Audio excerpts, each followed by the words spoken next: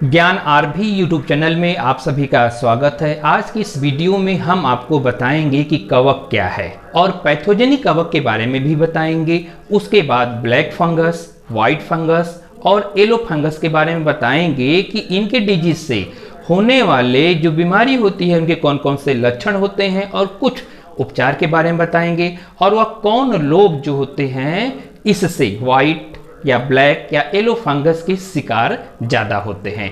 तो ऐसे रोचक जानकारी को प्राप्त करने के लिए हमारे चैनल को सब्सक्राइब कर लें, बेल आइकन को भी आप प्रेस कर लीजिए जिससे समय समय पर आपको वीडियो का नोटिफिकेशन प्राप्त होता रहे।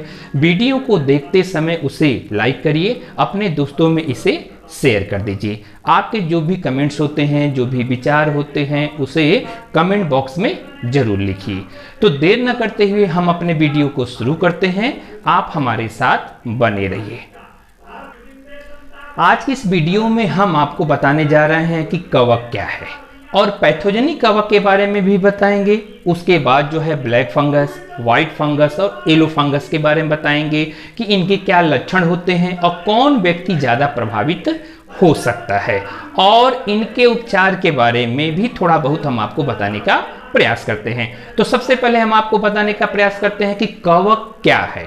तो देखिए, कवक जो होते हैं एक यूकैरियोटिक जीवों का एक समूह होता है और हमारे पूरे ब्रह्मांड में यह व्याप्त होते हैं, चाहे वह जल हो, थल हो, वायु हो, सब जगह जो है यह व्याप्त होते हैं। इनकी कैटेगरी की बात करी जाए तो यह प्लांट में इन्हें स्थान दे दिया गया है। ठीक है, आप तो समझ सकते हैं। और कवक से होने वाली जो बीमारी होती है वह एक व्यक्ति से दूसरे व्यक्ति में नहीं फैलती, यानी ये संक्रामक बीमारी नहीं हो सकती। लेकिन कवक से जो बीमारी होती है, अगर उनके कपड़े हैं, अन्य चीजें अगर आप प्रयोग करते हैं तब ये बीमारी फैल सकती है।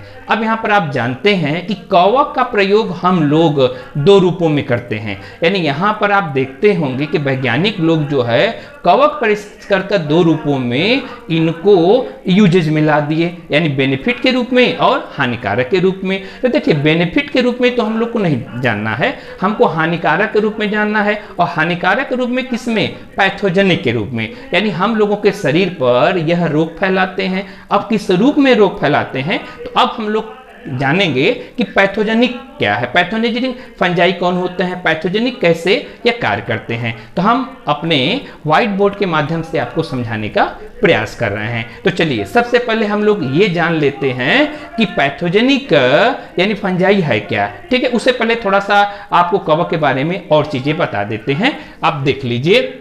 देखिए, एक कवक यूकैरियोटिक जीवों के समूह का कोई भी सदस्य है जिसमें सूक्ष्म जीव जैसे कि ईस्ट और मोल्ड आते हैं।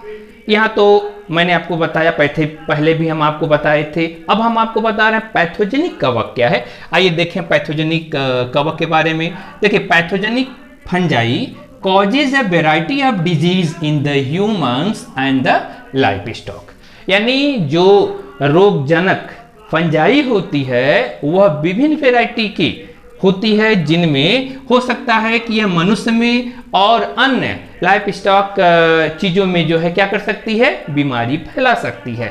अगर हम बात करें एस्परजिलोसिस, जो एस्परजिलोसिस जो इसका समूह है, मोस्ट कॉमनली काज ये क्या करती है, एस्परजिलस फ्यूमिगेटस, यानी एस्परजिलोसिस जो ग्रुप का जो मोस्ट जो कॉजेज होती है उस फंगस का नाम है एस्परजिलस फ्यूमिगेटस, और इसके द्वारा कम से कम 6 लाख लोग पर ईयर किल होते हैं। अच्छा, किस कारण? ऑलरेडी ये करता क्या है, क्या करेगा? Mostly those with already weekend immune system, क्योंकि इसके द्वारा व्यक्ति का जो इम्यून सिस्टम होता है वह कमजोर हो जाता है, और इसकी कार्य से यानी एस्परजिलस फ्यूमिगेटस के द्वारा यानी जो बीमारी होती है वह कम से कम 6 लाख लोग पर ईयर डेथ कर जाते हैं। आगे हम आपको बता रहे हैं कि समझने की यहाँ बात आपको ये है कि न्यूमोसिस्टिक, एक देखिए न्यूमोसिस्टिक ये भी एक फंगस है। Pneumocystis causes pneumonia again mainly a people with the weakened immune system, यानी न्यूमोसिस्टिक जो फंगस होता है ये क्या करता है, निमोनिया का सकता है, जिससे आपको पता ही है। और निमोनिया का जब करता है तो खास करके क्या करता है, इम्यून सिस्टम को भी ये वीक करता है।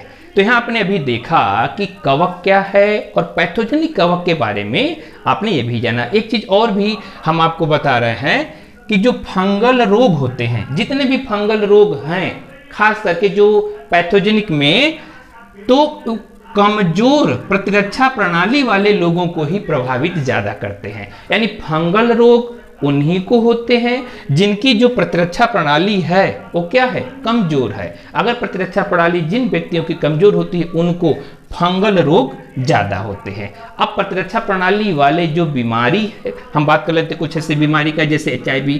जिस व्यक्ति को HIV होता है उनमें इम्यून सिस्टम कमजोर होता है। जिस व्यक्ति को कैंसर हुआ रहता है उनकी भी इम्यून सिस्टम कमजोर है। जो व्यक्ति जो है अंग प्रत्यारोपण कराए होते हैं उनकी भी इम्यून सिस्टम थोड़ी कमजोर होती है। और कुछ व्यक्ति दवाओं लेते रहते हैं, खास करके स्टेरॉइड युक्त दवाएं, उनसे इनकी इम्यून सिस्टम कमजोर होती है। अब हम बात करेंगे ब्लैक फंगस, व्हाइट फंगस और येलो फंगस। देखिए black fungus, white fungus, yellow fungus, हमने बताया ना कि हमारे चारों तरफ फंगस यानी क्या है, उपस्थित है। किस रूप में है, यानी स्पोर के रूप में है, यानी बीजाणु के रूप में है।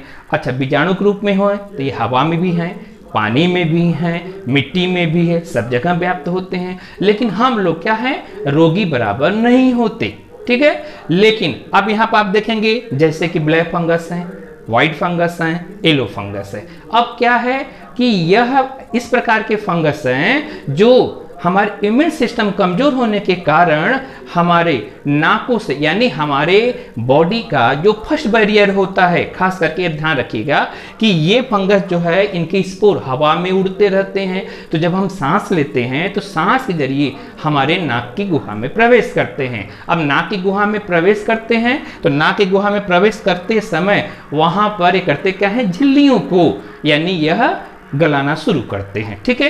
या खास करते हमारे साइनस को भी ये परेशान करते हैं। तो अब हम देख लेते हैं कि ब्लैक फंगस अगर हमारे शरीर में प्रवेश करते हैं तो कौन से लक्षण होते हैं। आइए लक्षणों की बात करते हैं ब्लैक फंगस में। तो देखिए ब्लैक फंगस का लक्षण है साइनस, धुंधली दृष्टि, एक तरफ चेहरे का दर्द, दांत दर्द, सीने में दर्द और सांस फूलने जैसे लक्षण जो है देखी जा सकती है। आप लोग जो है ब्लैक फंगस के बारे में तो ज़्यादा जो है सुने होंगे, और ब्लैक फंगस खास करके उन व्यक्तियों में ज़्यादा खतरा है जिनकी इम्यून सिस्टम, इम्यून यानी रोग प्रतिरोधक क्षमता कम होती है। अब ये क्या करेंगे, हमारे सांस के जरिए यानी नाक के जरिए नाक गुहा में प्रवेश करते हैं। अगर प्रथम लक्षण अगर दिख रहा है आपको, जैसे नाक से पानी आना, कुछ ब्लैकी चीज़ें का निकलना, तो तुरंत अपने डॉक्टर से संपर्क करें। अगर पहली बार जो है संपर्क करेंगे तो इस बीमारी से बचा जा सकता है, ये हमारे लिए भयंकर नहीं हो सकती। अगर वही हम बात करें व्हाइट फंगस का, तो व्हाइट फंगस के लक्षण को अगर देखा जाए तो उसके भी लक्षण है क्या है, सीने में दर्द, खांसी, सांस फूलने के कारण बन सकता है, सिर दर्द जैसे लक्षण दिखाई दे सकते हैं। अगर वही येलो फंगस की बात करें कि अगर येलो फंगस हमारे जो है बॉडी में प्रवेश किया तो उससे क्या लक्षण दिखाई देंगे, लक्षण दिखाई देंगे जैसे आलस्य है, भूख न लगना, वजन कम होना आदि ये लक्षण दिखाई देते हैं। तो आप जानेंगे कि फंगस कैसे हमारे शरीर में प्रवेश करते हैं। तो आप समझिए फंगस की जो कैटेगरी है एक प्लांट की कैटेगरी है, लेकिन ये पैरासाइट कैटेगरी है। ये करते क्या हैं कि इनके जो स्पोर्स होते हैं ये हवा में उड़ेंगे, मिट्टी में रहेंगे, पानी में रहेंगे, ठीक है। और इनके स्पोर जो होते हैं जहां नमी पाएंगे वहां पर ये ग्रो करना शुरू कर देते हैं, ठीक है। तो यहाँ आपने अभी देखा कि ब्लैक फंगस, व्हाइट फंगस और येलो फंगस के क्या लक्षण है। अब यह जो बीमारी है किन व्यक्तियों में ज्यादा संवेदनशील है, तो ज्यादा व्यक्तियों में संवेदनशील अगर देखा जाए तो आप देख सकते हैं कि फंगल संक्रमण के लिए अति संवेदनशील कौन है, मतलब फंगल संक्रमण के लिए या इस बीमारी से संक्रमण होने के कौन व्यक्ति ज्यादा जो है इससे ग्रसित हो सकते हैं। यानी जिनकी प्रतिरक्षा जो प्रणाली होती है कमजोर होते हैं वे व्यक्ति हो सकते हैं। उसके अलावा जो होती हैं जिन व्यक्ति को मधुमेह है, और मधुमेह जो होता है कंट्रोल में नहीं रहता, ठीक है, उन व्यक्ति को यह खतरा बना रहता। क्यों? क्योंकि मधुमेह कंट्रोल में नहीं रहता तो उनका इम्यून सिस्टम धीरे धीरे कमजोर हो जाता है। उसके बाद जो होता है, वे व्यक्ति जो स्टेरॉयड दवा लेते हैं, और स्टेरॉयड दवा लेने से क्या होता है, उनकी रक्त शर्करा का जो स्तर है वो बढ़ जाता है, जिससे उनकी जो इम्यून सिस्टम है वह कमजोर होती है। उसके अलावा रक्त से संबंधित जितने भी व्याधियां हैं उनमें भी इम्यून सिस्टम कमजोर हो जाता है। उसके अलावा आप देखेंगे कि अधिक आयरन वाले रोगी, यानी वे व्यक्ति, वे रोगी जो आयरन डिपेंडेंट हो, अधिक आयरन की दवाएं ले रहे हैं, तो उनमें इम्यून सिस्टम कमजोर होता है। उसके अलावा जिस व्यक्ति को आघात हुआ हो, ठीक है, जलन हुआ हो या कुपोषित हो, यानी माल न्यूट्रिशन के शिकार हो, तो इनमें भी इम्यून सिस्टम कमजोर होता है। यानी कुल मिलाकर बातें यही हैं कि यह बीमारी उन्हें होगी जिनका इम्यून सिस्टम कमजोर होगा, उनमें ये बीमारी देखी जा सकती है। इस बीमारी से डरने की कोई आवश्यकता नहीं है।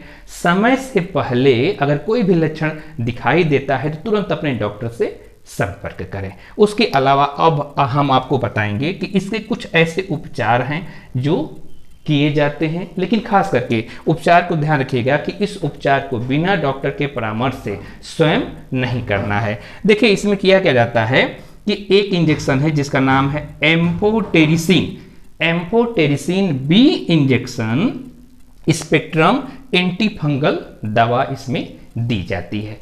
बाकी चीज़ें जो होती है डॉक्टर के परामर्श के अनुसार हमें लेनी है। जो डॉक्टर हमें आदेश करता है उसके अनुसार हमें क्या करना क्या है, यानी उनके आदेश का पालन करता है। उसके अलावा आप देखेंगे कि कवक के जो स्पोर होते हैं, पहले मैंने भी बताया था कि कवक के जो स्पोर्स हैं, बीजाणु हैं, कहाँ होते हैं, हवा, पानी, मिट्टी में मौजूद होते हैं।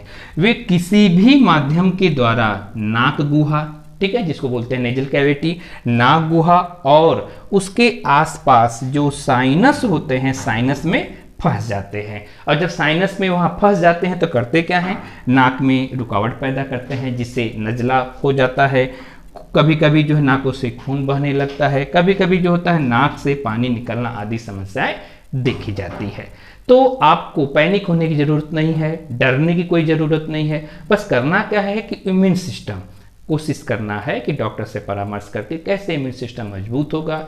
हम किसी गंभीर जो है बीमारी से पीड़ित हैं तो डॉक्टर से बिल्कुल संपर्क में रहें और यह बीमारी जो है न के बराबर होने की हो जाती है। लेकिन अगर ऐसे लक्षण दिखाई देते हैं तो आप स्वयं अपने डॉक्टर से संपर्क करें। तो आज की इस वीडियो में हमने आपको बताया कि कवक क्या है, पैथोजेनिक कवक के बारे में, उसके बाद जो है ब्लैक फंगस, वाइट फंगस और येलो फंगस के बारे में बताए।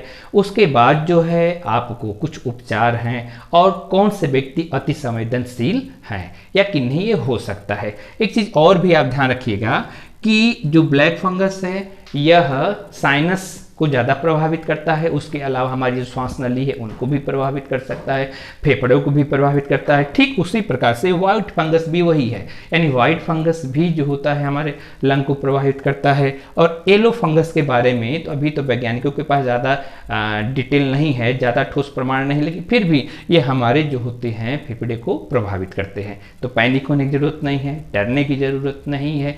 इससे क्या है कि अगर कुछ ऐसे लक्षण हो तो तुरंत डॉक्टर से संपर्क करने की जरूरत है। तो अब हम आपसे मिलेंगे अगले वीडियो में, तब तक के लिए आप सभी को धन्यवाद।